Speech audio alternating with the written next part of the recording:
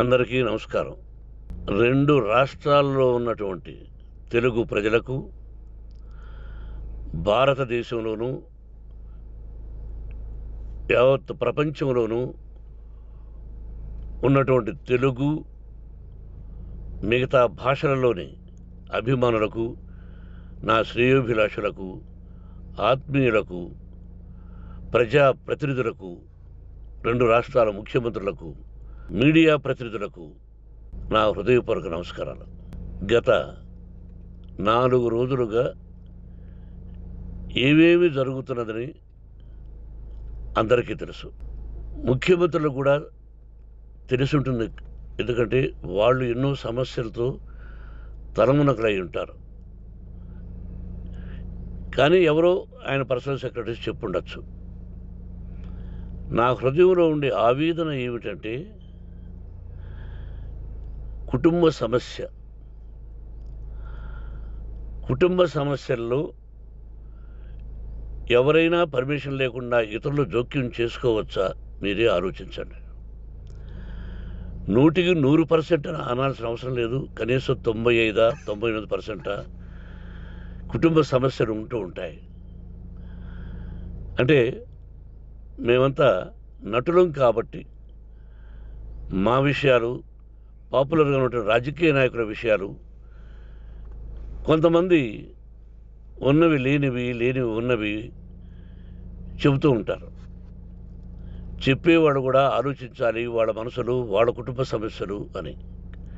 ఇదంతా ప్రజలకు తెలుసు.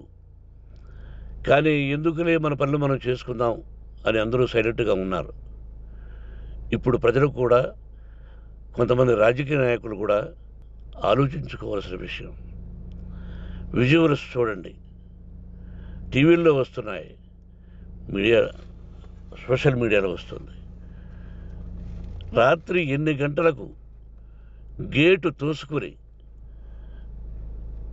నా బిడ్డ మనోజ్ కుమార్ వచ్చాడు.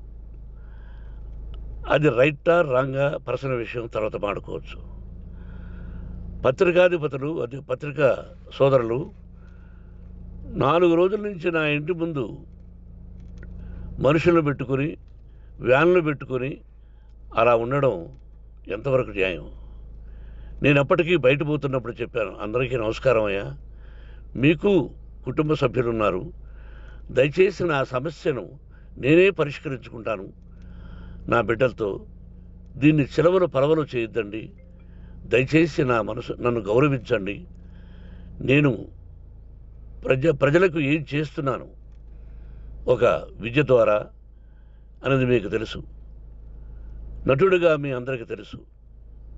ఒక రాజ్యసభ సభ్యుడిగా మీకు తెలుసు. ఎంత క్లీన్ చిట్టుతో వచ్చానో రాజ్యసభ సభ్యుడిగా. నా హృదయంలో ఉండే ఆవేదన చెప్పనలవే కాదు, మీకే చెప్పాలి. ఈ రోజున ఈ మీడియా సోదరులు ఎంత కల్పితాలు, ఎంత నెగటివిటీ నన్ను గురించి చెప్తున్నారో మీ అందరికీ తెలుసు. దానికి నేను బాధపడడం లేదు. మీరు ముఖ్యంగా తెలుసుకోవాల్సింది, రాత్రుల్లో గేటు తోసుకుని, గేటు పగలగొట్టి పర్మిషన్ లేకుండా ఎవరైనా రావచ్చా? మీరే చెప్పండి. వచ్చిన వాళ్ళు అందరూ మీడియా సోదరులా, లేకపోతే ఇంకెవరైనా నా మీద పగ, రాగద్వేషాలతో ఏదో ఒక ఛానల్ చేతిలో పెట్టుకొని అలా వచ్చి ఉంటారేమో సందేహం. కానీ వాళ్లను కొట్టాలని, తిట్టాలని మనసా వాచ దైవ సాక్షిగా నేను అలా ఆలోచించేవాడిని కాదు. ఎందుకు? వాళ్ళు ఉద్యోగస్తులు, నేను కూడా ఉద్యోగస్తునే, అందరూ కూలివాళ్ళం. భగవంతుడు ఇస్తుంటాడు మనకు కూలి. ఎవరికి ఏమిటనేది ఆయన నిర్ణయిస్తాడు. ఇది మీ అందరికీ తెలుసు. వాళ్లకు నేను చెప్పినా వినకుండా ముందు నమస్కారం పెట్టాను. అయినా అతను నేను కొట్టామనే చెప్తున్నారు తప్ప, మైక్ తీసుకెళ్ళి నోట్లో పెట్టాము, నా కన్ను పోవలసింది.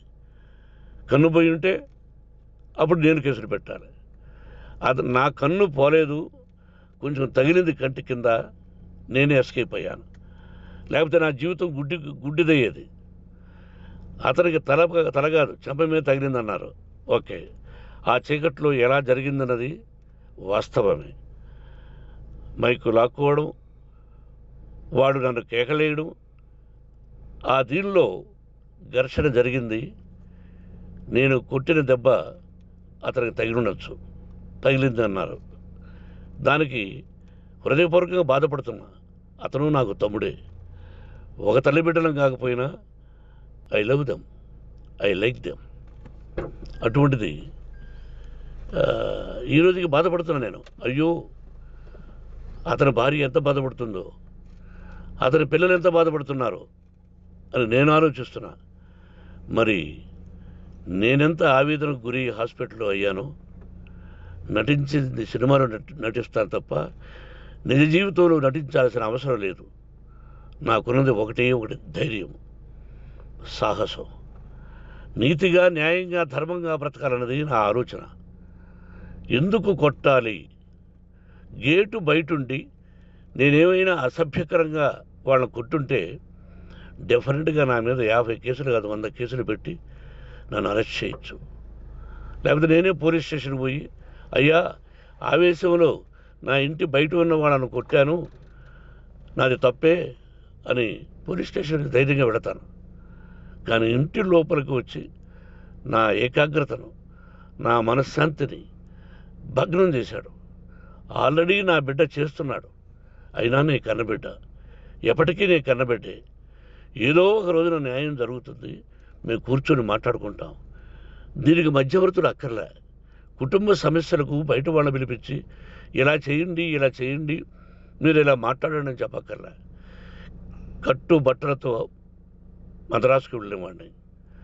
ఆల్రెడీ మీకు చెప్పాను. పైసా లేకుండా కట్టుబట్టలతో, చెప్పులు సగం కింద అరిగిపోయి అలా వెళ్ళినవాడిని. మా తల్లిదండ్రులు అద్భుతమైన జన్మను ప్రసాదించారు. ఒక్క పైసా ఇవ్వాల. నా కష్టార్జితంతో నేను సంపాదించి ఈరోజు నేను కులమతాలకు అతీతంగా 25% ఫ్రీ ఎడ్యుకేషన్ ఇస్తూ, నా స్థాయిలో నాకు తగిన సహాయం చేసుకుంటూ, వరద బాధలు వచ్చినా, ఇంకోటి వచ్చినా, అన్నయ్య ముఖ్యమంత్రిగా ఉన్నప్పుడు కూడా ఎన్నో చేశాను. బట్ అవి మర్చిపోయి ఈరోజు కొట్టింది మాట్లాడుతున్నారు. ప్రజాప్రతినిధులారా, నా అభిమానులారా, తెలుగు ప్రజలారా, తమిళ, మలయాళం, కన్నడ అభిమానులారా, ఆలోచించండి. నేను చేసినది తప్పు, కొట్టినది తప్పు. ఏ సందర్భంలో కొట్టాల్సి వచ్చింది?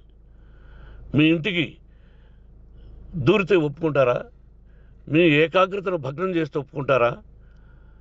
మీరే ఆలోచించండి. న్యాయాధిపతులు కానీ, ప్రజాప్రతినిధులు కానీ, అభిమానులు కానీ, వ్యాపారస్తులు కానీ, ఇదే మీడియా ప్రతినిధులు కూడా వాళ్ళ ఇళ్ళలోకి ఎవరైనా దూరి, ఏయ్ మన గురించి ఇలా రాశావు అని ఆ ఇళ్ళల్లోకి ఒక 10 మంది వెళితే వాళ్ళు దండం పెట్టి పంపిస్తారా? ఏం చేస్తారు చెప్పండి? మీకు టీవీలు ఉన్నాయి, మాకు టీవీలు లేవు. నేను కూడా రేపు టీవీ పెట్టచ్చు. అది కాదు గొప్ప. నా హృదయపూర్వకంగా చెప్తున్నా, అతని మనసును బాధ పెట్టినా, అతను గాయమైన దానికి చాలా చింతిస్తున్నాను. చింతించే లాభం ఏమిటండి అంటే, మరి ఏం చేయాలి? మీరు చేసిందేంటి? మళ్ళీ చెప్తున్నా, అసలు అతను నిజంగా జర్నలిస్టా కాదా అని ఆ చీకట్లో నాకు ఎలా తెలుస్తుంది? టీవీ 9 అని నాకు ఎలా తెలుస్తుంది? ఏదో ఒక కంటి మీదకి ఒక మైక్ వచ్చింది, దానికి అబక్కం లాక్కున్నాను. ఇది వాస్తవమే, అసత్యం కాదు. అది టీవీ 9, ఆ టీవీ 9 మైక్నే లాక్కోవాలి. అది ఏంటండి? నేనేమన్నా మూర్ఖుడినా? వాళ్ళందరూ నాకు కావలసిన వాళ్ళే. ఈ రోజున ఆ రజనీకాంత్, అతను కూడా ఎన్నో ఫోన్లు నేను చాలా సందర్భాల్లో మాట్లాడున్నాను. ఇట్స్ లైక్ మై సన్నా, లేకపోతే బ్రదరా, అలా ఉంటాం. మరి ఈ విషయంలో మాత్రం మీరు అందరూ అంటే మీరు చేసినది తప్పు అని మీరు ఒక్కరు అనలేదే. కానీ జర్నలిస్టు సోదరులు, ఒక ఆడపడుచు, దాదాపు ఒక 5-6 మంది ఆడపడుచులు, ఒక 5-6 మంది సోదరులు, వాళ్ళందరూ మాట్లాడారు. కొట్టడం తప్పైనా ఏ సందర్భంలో కొట్టవలసి వచ్చింది, ఇవన్నీ క్లియర్గా మాట్లాడారు. ఆయన్ని మీరు చెప్పరు. కాబట్టి పైన భగవంతుడు చూస్తున్నాడు. పోలీస్ అంటే నాకు ఇష్టం. ప్రజలను కాపాడవలసిన బాధ్యత వాళ్ళది, రక్షణ కల్పించవలసింది. నా విద్యాలయానికి కూడా ఐపీఎస్లు ఐఏఎస్లు అయిన విద్యార్థులు ఉన్నారు.